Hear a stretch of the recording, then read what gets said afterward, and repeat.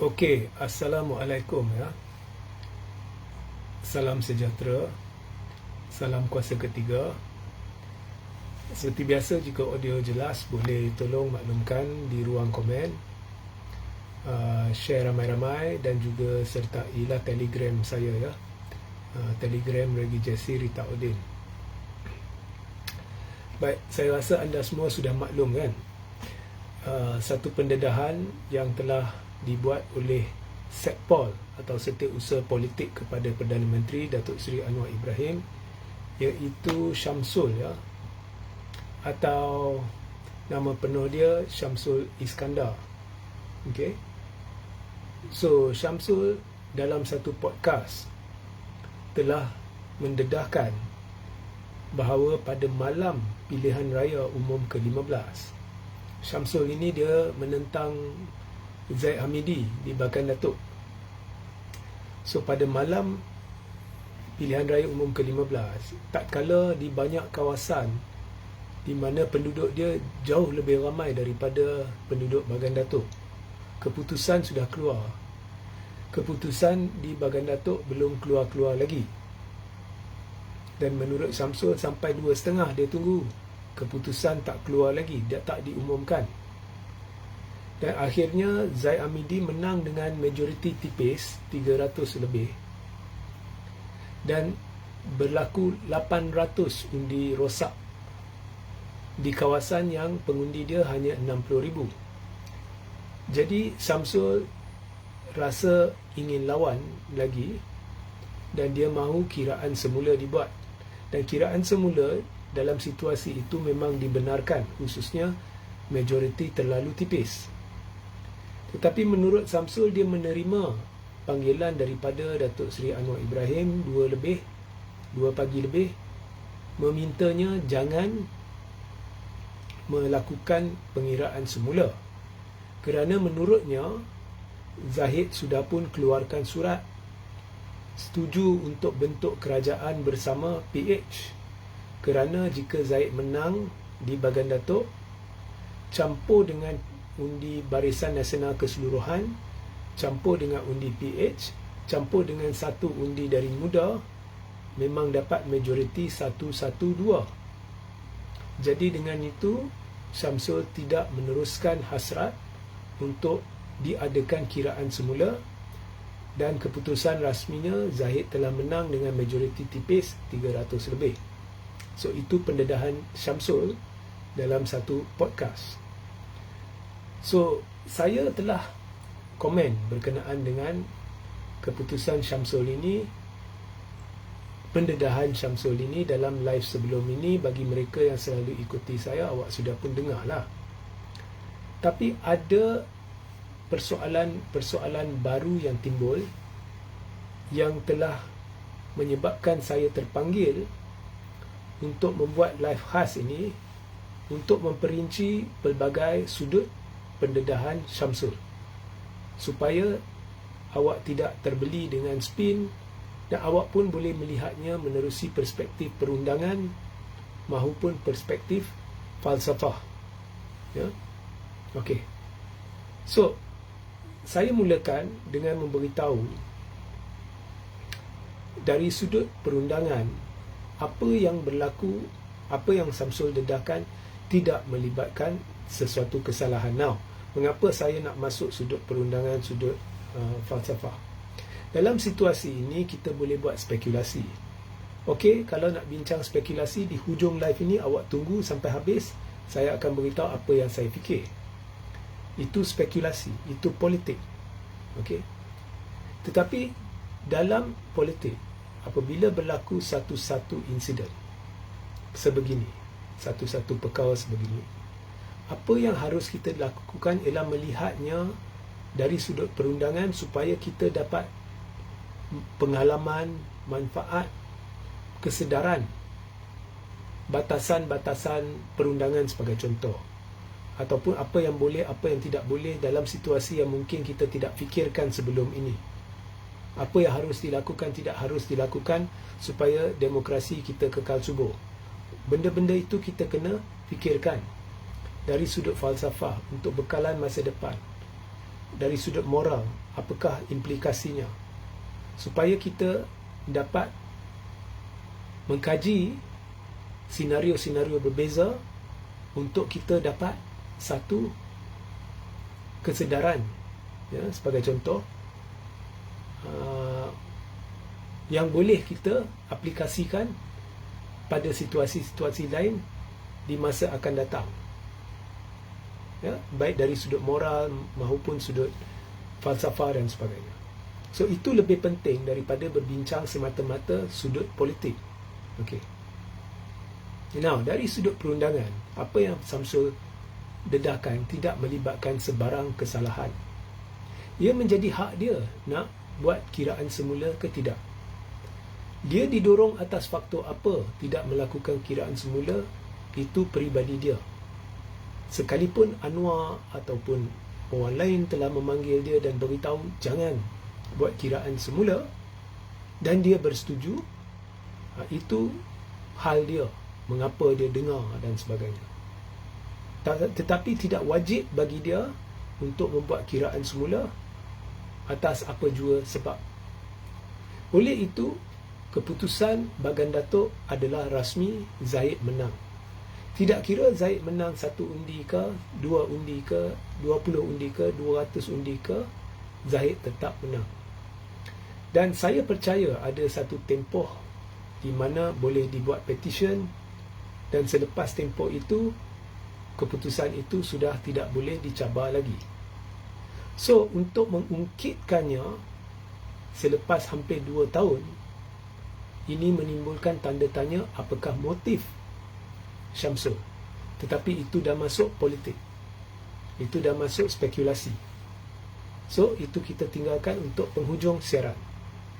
So, jika ada pihak yang melaung-laungkan atau menulis di media sosial dan sebagainya, nak pergi buat laporan polis, nak pergi buat laporan SPRM, boleh, itu menjadi hak awak. Tetapi adakah ianya akan membawa apa-apa impak? Tidak ada. Awak hanya membuang masa. Pendapat saya lah, ya? Tapi awak berhak buat laporan polis. Tetapi tidak ada unsur berlaku kesalahan dan sebagainya dari sudut undang-undang. Okey, so itu awak perlu clear. Ini akan menjadi bekalan bagi situasi-situasi masa depan di mana awak sedar bahawa sebenarnya apa jua faktor yang telah menyebabkan Samsul tidak buat kiraan, itu tidak penting. Yang penting dia tidak membuat meminta untuk diadakan kiraan semula, maka keputusannya dah rasmi, noktah. Jadi awak dah dapat fahaman baru, ya.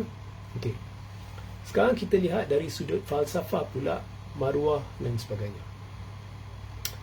Okey, dari sudut falsafah ini timbul satu persoalan. Adakah pendedahan Samsul boleh menjurus kepada berlakunya usul undi tidak percaya? Mengapa saya bertanya demikian? Baik.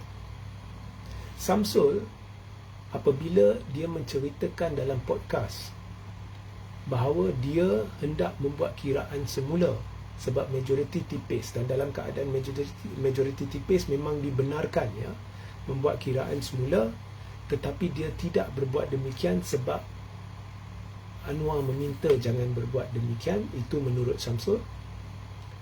Maka di sini Samsul secara tidak langsung mengaku dia mengesyaki sama ada, ya, sebab kita tak tahu actually apa yang dia mengesyaki. So sama ada berlaku sesuatu yang tidak patut berlaku menyebabkan ada 800 undi rosak, keputusan diumumkan lewat dan Zahid boleh menang majoriti tipis, atau mungkin berlaku kesilapan manusia sebab dalam keadaan majoriti tipis boleh berlaku faktor kesilapan, ya, menyebabkan ia menyebelahi Zahid, dan jika dilakukan kiraan semula ianya memihak kepada Syamsul, atau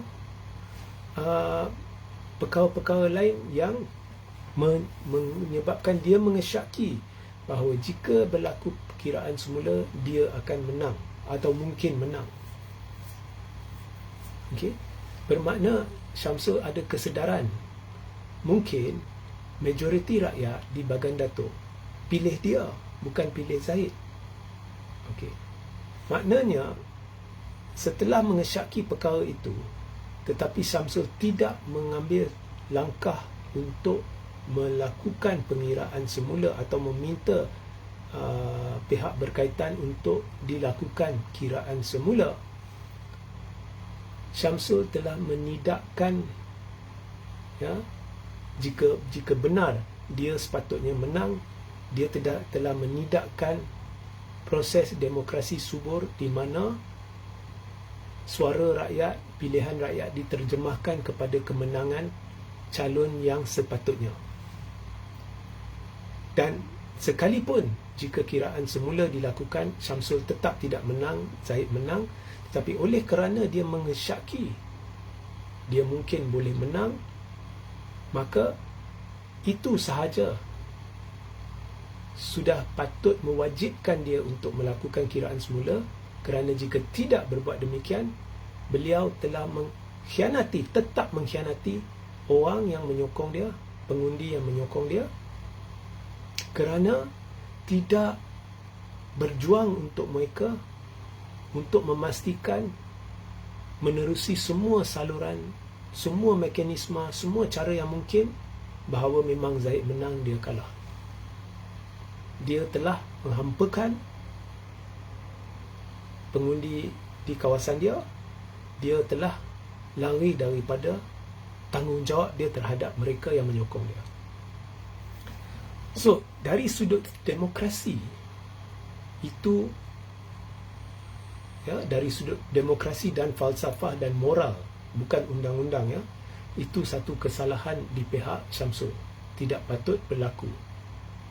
Dan itu merupakan satu pengkhianatan kepada pengundi oleh Syamsul.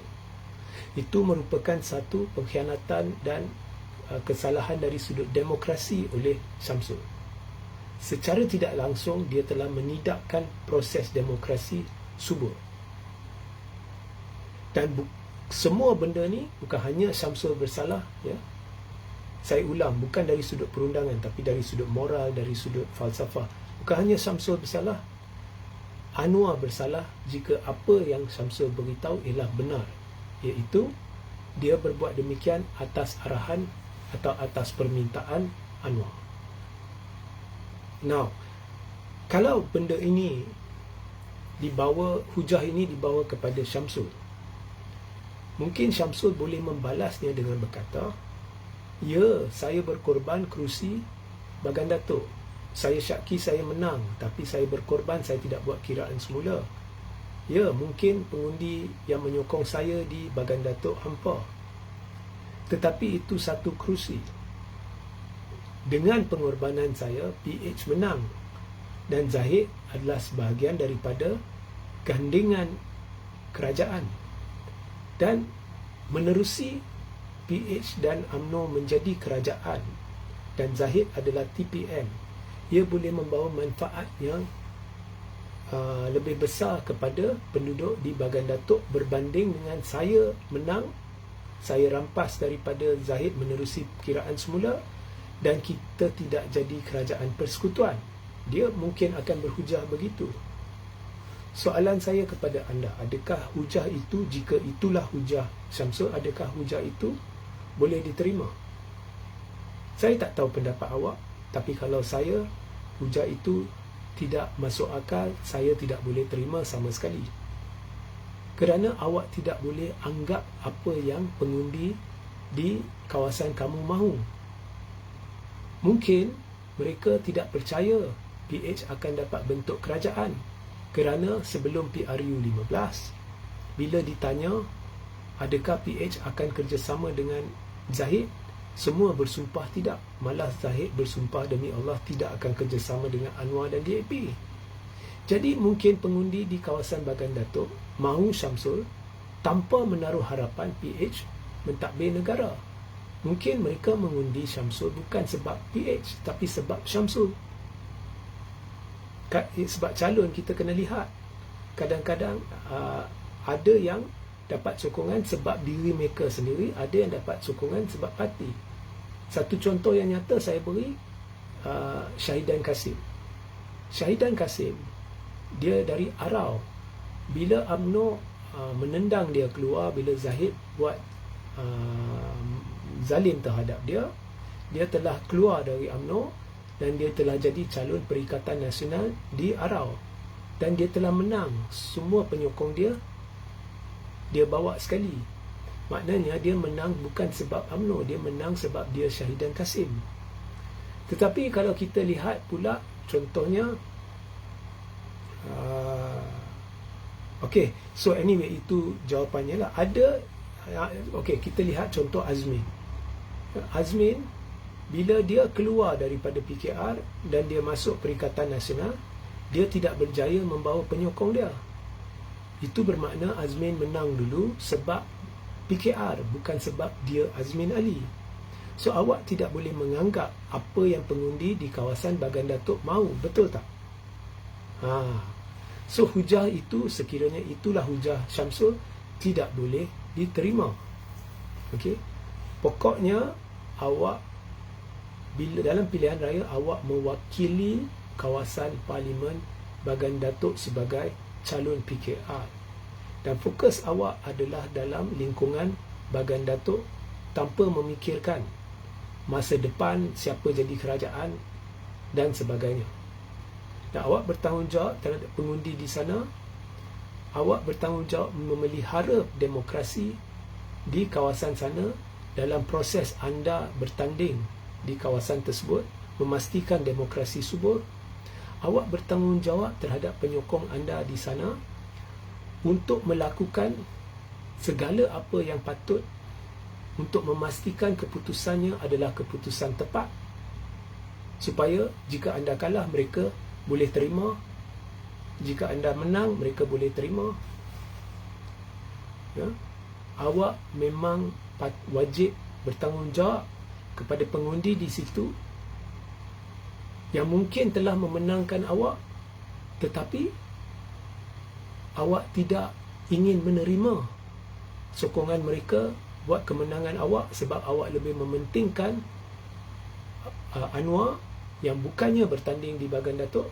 Awak lebih mementingkan aspirasi Anwar, bukannya aspirasi awak yang telah awak janjikan kepada penduduk di Bagan Datuk. So dari sudut itu, demokrasi sudah tercala di Bagan Datuk. Okey. Faham ya? Okey. Sekarang, wajarkah berlaku undi tidak percaya? Mungkinkah berlaku undi tidak percaya?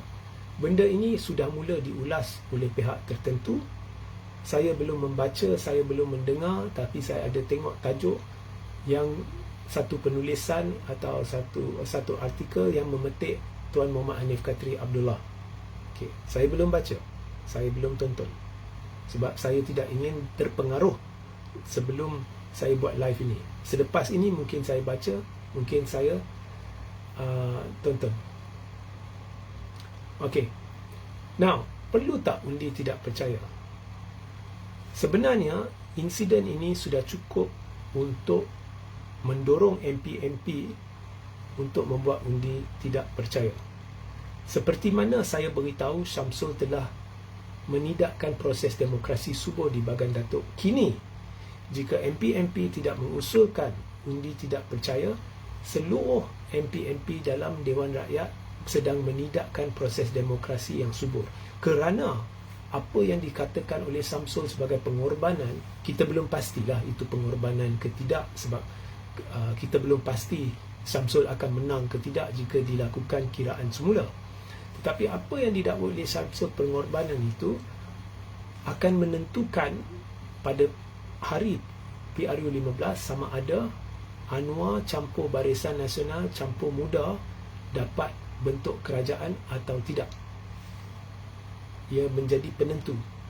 So contohnya, jika Syamsul melakukan pengiraan semula atau mencetuskan pengiraan semula di Bagan Datuk dan didapati menang, so maknanya Zaid kalah kan? So mereka sudah macam mana?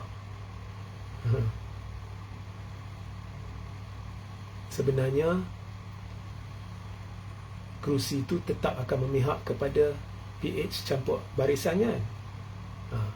Tetapi Zahid akan kalah. Jika Zahid kalah, tidak semestinya dia akan bersama Anwar. Maknanya secara tidak langsung Syamsul telah mendedahkan satu perkara yang ramai terlepas pandang, iaitu syarat barisan bekerjasama dengan Anwar adalah Zahid perlu menang. Zahid perlu jadi ahli parlimen supaya dia boleh ada jawatan dalam kerajaan. Ya. Of course, awak boleh beritahu saya, Regi, kau silap. Kalau Zahid kalah sekalipun, Anwar boleh jadikan dia senator. Ya, betul. Tapi senator nak jadikan timbalan Perdana Menteri. Maknanya ada satu syarat tersirat. Inilah gambaran tersirat yang saya dapat cerap daripada pendedahan Syamsul. Mungkin ramai terlepas pandang. Iaitu, cuba kau fikir, kalau Syamsul buat pengiraan semula, ya, dan dia menang, kerusi Bagan Datuk tetap dengan PH, ya. So kalau kita jumlahkan, dapat 112, cuma Zahid tercicir lah. Zahid Presiden UMNO sahajalah, tapi bukan ahli parlimen lah. Betul tak? Betul kan? Okey. Tapi kerusi tetap sama. Kalau barisan campur muda campur PH dapat 112, boleh bentuk kerajaan tak? Boleh. Ya. Tapi nampaknya, kalau berdasarkan pendedahan Syamsul, nampaknya implikasinya ialah Zahid tidak akan setuju jika dia tidak menang Bagan Datuk, sebab dia bukan MP. Maknanya tak boleh jadi TPM lah. Itu implikasi pendedahan Syamsul. The implication, the insinuation, bayangan yang diberikan. So, untuk membentuk kerajaan bersama Anwar, Anwar perlu memenangkan Zaid Hamidi. Okey. So, ini sebenarnya interference dalam proses demokrasi demi jawatan dan kedudukan. So, proses demokrasi telah tergugat. Ia membawa beza antara Anwar dapat jadi Perdana Menteri ke tidak. Ia membezakan antara PH campur BN bentuk kerajaan atau tidak. So, jika MP 220 MP, kini ada 220 ke 222, sebab Wan Faisal tak boleh masuk Dewan kan. Jika 220 MP sayangkan demokrasi, maka mereka perlu faham kerajaan ini terbentuk atas satu proses yang telah membelakangkan demokrasi, yang telah interfere dalam proses demokrasi. Jadi untuk menjadikannya demokratik balik, MP wajar menentukan keabsahan kerajaan. Walaupun mereka tahu mereka akan menang ke, atau mereka yakin Anwar akan kalah ke, itu tak penting, but you must do it anyway. Perlu buat juga. Walaupun contohnya pembangkang yakin kalau buat pun mereka akan kalah, tapi kena buat juga untuk memastikan mereka telah melaksanakan tanggungjawab mereka kepada pengundi mereka. Okey, faham ya? So, usul undi tidak percaya sepatutnya sekarang menjadi usul terpenting, atau antara usul penting yang Anwar berjanji kalau buat dia akan benarkan, maka dia perlu benarkan. Dia kata walaupun buat saat terakhir dia akan benarkan, maka perlu dibuat. Faham? Lagi satu, okey, lagi satu, Kita tahu jika usul undi tidak percaya dibuat, Zahid akan mengarahkan semua MP Barisan atau UMNO sokong Anwar. Dan kita tahu MP-MP UMNO majoritinya bacul. Mereka takut nak ingkari Zahid. Sebab mereka telah, bukan sebab Akta Anti Lompat. Akta Anti Lompat, saya dah berulang kali beritahu, tidak menyekat, tidak berkait langsung dengan perkara yang membabitkan hak berperlembagaan ahli parlimen untuk menentukan secara peribadi sokong atau tidak PM.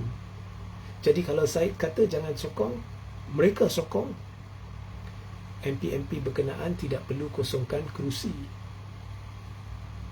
Ya. Sekalipun Zahid umum mereka sudah gugur dari parti. Sebab jika Zahid umum mereka gugur dari parti, ia ditafsirkan sebagai Zahid telah memecat mereka, bukan gugur secara automatik. Kerana sekalipun perlembagaan UMNO telah dipindah, tetapi itu untuk perkara-perkara yang tidak membabitkan hak berperlembagaan yang terpelihara bagi ahli parlimen. Keputusan awak sokong atau tidak PM adalah hak berperlembagaan yang terpelihara dan tidak berkait dengan Akta Anti Lompat parti. Jadi jika parti mengeluarkan arahan untuk menghalang ahli parlimen daripada melaksanakan hak berperlembagaan mereka, itu tidak boleh diterima sebab parti tidak boleh mengatasi perlembagaan. Jadi jika itu alasan yang digunakan untuk mengisytiharkan MP-MP berkenaan sudah gugur dari parti, maka dari sudut undang-undang ia dianggap parti telah memecat, dan MP yang dipecat tidak perlu kosongkan kerusi. Okey. So sepatutnya MP UMNO tidak takut. Tetapi mereka takut perkara lain sebab mereka sudah masuk perjanjian dengan Zahid sebelum PRU 15. Untuk menjadi calon, mereka bersetuju Zahid buat keputusan. Ya, mereka akan ikut. Jika mereka tidak ikut, mereka perlu bayar 100 juta. Okey. Tetapi itu pun saya dah jelaskan, peguam dah jelaskan di rancangan saya. Itu kalau perjanjian yang tidak membabitkan hak berperlembagaan ahli parlimen tak apa. Tetapi perkara-perkara berkait dengan hak berperlembagaan ahli parlimen, parti tidak boleh atasi. Perjanjian itu tidak terpakai dalam hal itu. Maka jika MP tarik sokongan terhadap Anwar, sekalipun Zahid kata semua kena sokong Anwar, mereka tidak perlu bayar 100 juta. Perjanjian itu tidak terpakai. Tetapi mereka pengecut, mereka tidak mahu ambil risiko. So of course benda itu akan usul undi tidak percaya sukar berjaya. Jika Sabah dan Sarawak puas hati dengan UMNO, sukar nak berjaya. Tetapi tetap perlu diusulkan. Dan Zahid dengan membuat perjanjian yang cuba mengatasi hak berperlembagaan ahli parlimen, dengan sendirinya, ya, dan awak masih ingat ya, bila lepas PRU 15 dibuat usul percaya dan semua MP diberitahu untuk sokong Anwar atau bayar 100 juta, itu dengan sendirinya telah mencemarkan demokrasi. Itu dengan sendirinya telah memperlekeh perlembagaan. Jadi apa yang harus dilakukan oleh MP-MP ini ialah cabar Zahid di mahkamah yang tidak bersetuju kan. Ada tak mereka buat? Okey, awak tak bayar 100 juta. Tak bayar. Bukan kita suruh kau buat satu keputusan dalam parlimen yang bertentangan dengan apa yang Zahid kata. Yang awak perlu buat ialah pergi cabar di mahkamah berkenaan perjanjian itu, adakah ianya terpakai dalam hal-hal berkaitan dengan sokongan Perdana Menteri sebagai contoh. Ada tak MP-MP buat benda tu? Tak buat. Mengapa tak buat? Sebab sudah jadi tanggungjawab anda untuk mempertahankan demokrasi, untuk mempertahankan maruah pengundi-pengundi di kawasan awak masing-masing yang menyokong awak, menjadikan awak wakil mereka di Dewan Rakyat. So mereka menjadikan awak wakil mereka di Dewan Rakyat menerusi proses demokrasi, tetapi awak sendiri tidak mahu mempertahankan demokrasi yang secara tidak langsung telah dipelekeh oleh Zahid, maka awak tu pun sudah gagalkan pengundi di kawasan awak. So the whole proses sekarang yang berlaku adalah tidak demokratik. Ya, daripada apa yang Syamsul dedah, jika benar pendedahan itu, daripada tindak tanduk ahli parlimen, mereka tidak mahu jika mereka tidak mengusulkan undi tidak percaya, dan atau jika MP-MP dari UMNO yang tidak sehaluan dengan Zahid tidak membawa ke mahkamah mencabar perjanjian Zahid berkaitan dengan perkara-perkara tertentu dalam perlembagaan persekutuan yang tidak boleh diatasi oleh Zahid, mereka bersubahat dalam satu konspirasi besar, ya, untuk menidakkan demokrasi, untuk mencemar demokrasi, dan mereka telah mengabaikan tanggungjawab mereka kepada penyokong mereka untuk memastikan demokrasi terpelihara. Nampak? So semua MP tak boleh pakai dari sudut ini. Ini pendapat saya. Setuju tak? Okey. So saya baca beberapa komen, tengok ada soalan ke tidak. Ada soalan tak? Boleh tanya.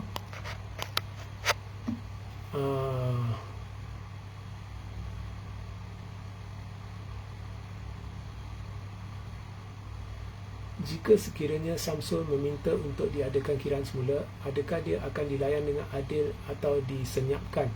Saya tidak tahu. Saya tidak tahu yang itu. Ya. Wan Zaidi, Wan Abdullah, Anwar dengan Zahid sudah berpakat sebelum pilihan raya lagi. Itu kita tahu. Saya pun antara yang dedah. Malah saya antaralah terawal yang dedah. Bermula dengan ura-ura, kemudian dengan perjumpaan sulit. Pada masa itu mereka nafikan, akhirnya terbukti benar. Jadi sebelum PRU lagi dah tipu. Dan Zahid bersumpah, demi Allah ini didedahkan oleh Ahmad Maslan. Boleh sanggup bersumpah begitu, tak fikir akhirat, ya, tak fikir, ya, sanggup berbuat begitu demi politik. So kau tahulah orangnya jenis apa, what kind of people these are. So itu dah dedah. Kemudian Tajuddin dedah, kemudian Anwar Musa dedah, Warkah, dan banyak pendedahan sini sana. So kita dah tahu ceritanya. Syamsul sebenarnya tak payah dedah, cuma pendedahan Syamsul memberi maklumat baru, iaitu di Bagan Datuk dia dapat arahan dari Anwar, dan implikasinya ialah, maknanya jika Zahid tidak menang, Zahid tak mahu, syaratnya dia mesti menang. So maknanya dia nak jadi TPM lah. Okay, saya akan buat kerajaan dengan kamu, syaratnya saya TPM.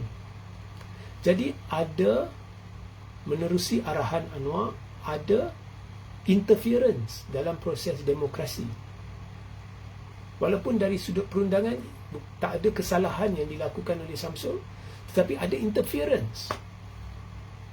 So the whole democratic process melibatkan Anwar, melibatkan Syamsul, melibatkan Zahid dalam UMNO dan Zahid di Bagan Datuk, melibatkan MP-MP yang enggan bertindak, mencabar di mahkamah. Seluruh pasukan, bukan hanya Anwar, jangan salahkan Anwar, seluruh pasukan yang ada sekarang ni, pilihan rakyat ni, yang mewakili rakyat ni, sedang memperlekeh demokrasi. Dan mereka duduk di persekitaran di mana demokrasi sudah tercala, terbantut atas tindak tanduk mereka sendiri atau ketidakadaan tindakan dari mereka. Faham? Anwar dengan Zahid sudah lama berpakat. Okey. Siapa yang kata saya berpakat dengan Zahid? Kata Anwar dulu. Saya tak faham. Z Zayat, pendapat saya, pandangan saya, apa kata Tuan RJ join politik, okey tak? Okey, saya dah umumkan dalam live, 2 live yang lepas dan sebelum ni, saya tak minat sama ada menjadi bertanding dalam pilihan raya kecil ke, negeri ke, persekutuan ke, peringkat parlimen ke, Dewan Undangan Negeri ke, masuk parti ke, masuk NGO, pegang jawatan ke, proklamasi ke, apa ke, saya tak minat. Dan saya menuju ke arah nak berhenti semua ni. So, terima kasih. Tapi saya tak minat. MPBN tak berani, memang tak berani lah. Semua MP UMNO bacul. Dah lepas tak guna. Betul tu tuan.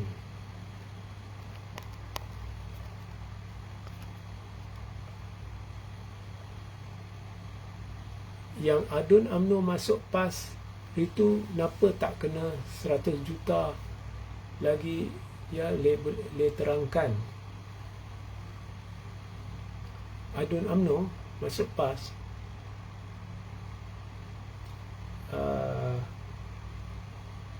saya tak pasti. Ada mereka tak masuk perjanjian tu kot di peringkat negeri. Saya tak pasti. Bonda amanah. Sebab itu Melaka kan.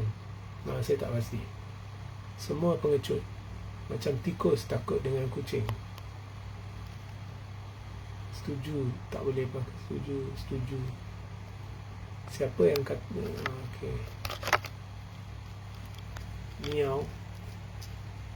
Semua pengecut. Semua MP UMNO BN kira poket depa aja, tak peduli apa rakyat. Ya, tapi kita boleh berhujah benda tu 1000 kali. Bila sampai pilihan raya, benda yang sama akan berlaku. Koranglah rakyat yang akan mengulangi kesilapan yang sama, membuat pilihan-pilihan yang sama. So sebab itu benda-benda macam ni saya tak sebut. Ya. So memang suasana parlimen, kecelaruan dalam parlimen, gelagat MP-MP ni bergaduh macam kucing dengan tikus, mencelah sini, mencelah sana, mencarut sebelum-sebelum ni, menjadikannya seperti sarkas. Ini mencerminkan rakyat Malaysia. Sebab mereka mewakili siapa? Rakyat Malaysia. Siapa yang bawa mereka pergi sana? Rakyat Malaysia. So ini mencerminkan mentaliti kita sebagai rakyat, atau majoriti kita sebagai rakyat. Noktah. Ini menunjukkan tahap intellectuality rakyat. Jadi kalau awak kata MP-MP ni bodoh ke, tak boleh pakai ke, ia mencerminkan kita sebagai rakyat, majoriti kita lah sebagai rakyat. Yes. Ya. So maknanya ini menjelaskan mengapa sekarang pun kalau contohnya kita tengok perikatan, ada ketaksuban yang membawa semuanya ke hala yang silap. DPH pun sama. Daripada semua sudut, ya, dari semua lapisan, penyokong, aktivis, apa semua, sampai ke pemimpin, sebenarnya sama, cuma peranan berbeza-beza. Okay. So berhati-hati bila kita kata semuanya tak boleh pakai.